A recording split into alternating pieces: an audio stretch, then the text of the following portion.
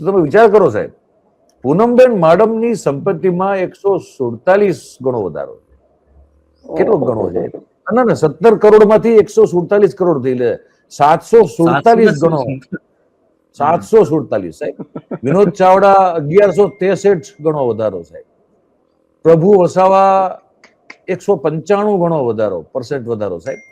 જસવંત ભાભોરનો 146% નો વધારો સંપત્તિમાં.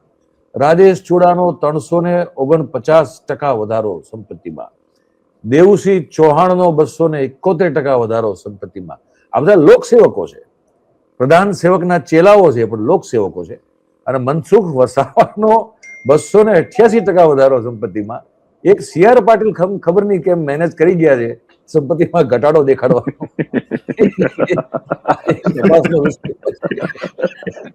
દેશના 102 સાંસદોની સંપત્તિ 1600 કરોડથી વધીને 3300 કરોડને પાર થઈ ગઈ છે. હે ને? સંસદોનો પગાર શું હોય છે? 2.5 લાખ રૂપિયા પ્લસ ભથ્થા જે મળે એ. 2.5 લાખનો પગાર મળે છે એમને, ભથ્થા મળે છે.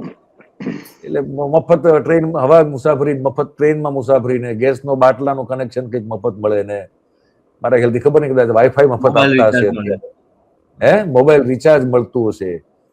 એમાં આટલી બધી સંપત્તિ વધે કેવી રીતે? મને સમજાવો તો પ્રોફેસર, તમારે જ શરૂ કરીએ આપણે.